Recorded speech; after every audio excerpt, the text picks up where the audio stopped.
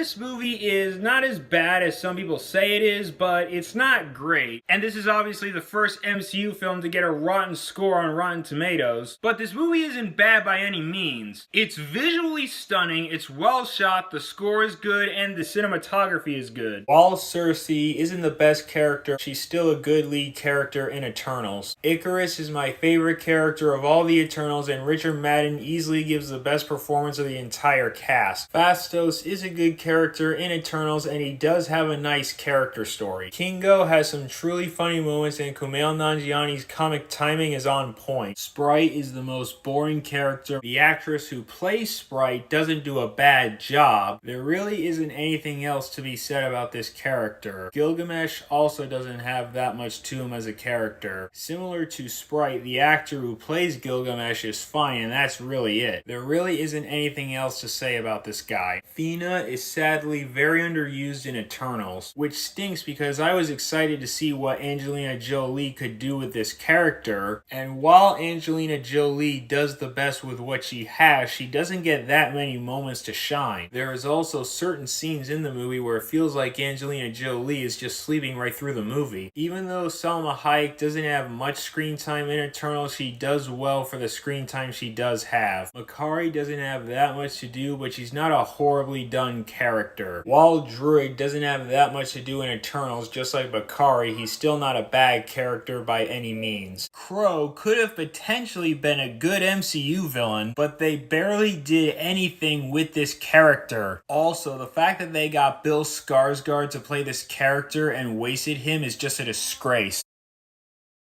Black Widow is a fun movie. Scarlett Johansson still does a great job. Yelena is hands down the best part of the Black Widow movie, and Florence Pugh steals the show with her performance. Red Guardian is definitely one of the best characters in Black Widow, and David Harbour chews up the scenery every scene he's in. Action scenes are fun. The villains in the movie are awful. Dreykov is such a useless villain. Say what you will about the other villains below him, but at least they got in on the action. Dreykov doesn't do anything. He just stands around and makes threats. The representation of Taskmaster in Black Widow was borderline horrible. The representation of Taskmaster in Black Widow should have been amazing, but wasn't. But this is a good movie, just not top tier Marvel.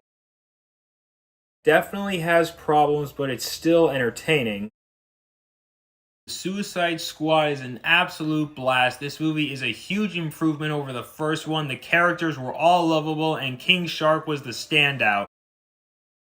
Zack Snyder's Justice League is my favorite film in the DCEU. This is a movie that, despite being 4 hours long, didn't bore me at all. The characters were better developed in this version, and a lot of the humor that was really forced in the 2017 Justice League was removed. And let's not forget, the scene where Henry Cavill as Superman shows up in his black suit was absolutely epic. This movie is far better than the Joss Whedon cut, and that is why it is my #1 favorite DCEU movie.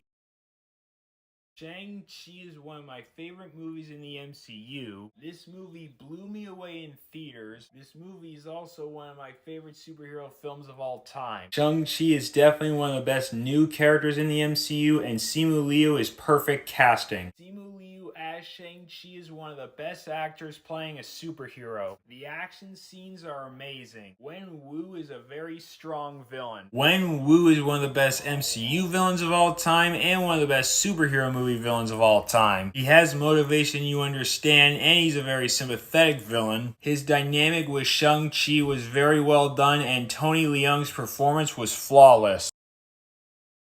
Spider-Man No Way Home is the best Phase 4 MCU movie. The action scenes are very well done. Tom Holland is the best he has ever been as Spider-Man. Tobey and Andrew's Spider-Man are easily the best Phase 4 MCU characters. While they may have only showed up at the end of No Way Home, their inclusion in the movie was perfect. The banter and line delivery they have with each other is amazing. They both gave good performances, but if I'm being honest, the standout out of the three Spider-Men is Andrew Andrew Garfield. Green Goblin and Doc Ock are easily the best Phase 4 MCU villains. Alfred Molina and Willem Dafoe both give flawless performances. They did a tremendous job playing villains who, despite being really evil, still showed humanity. Electro was redeemed so much in No Way Home. Jamie Foxx has much better material to work with in this movie. His performance is good and he has some really funny moments. I also love his redesign. Sandman has some really cool fight scenes in No Way Home and some really funny moments. While this character doesn't have as much to do as other characters in No Way Home, he still has good moments. Out of all the villains in Spider-Man No Way Home, the Lizard really doesn't have that much to do. Overall, the Lizard as a villain is just middle of the road. The final battle where they all team up at the end is the best final battle in any MCU movie.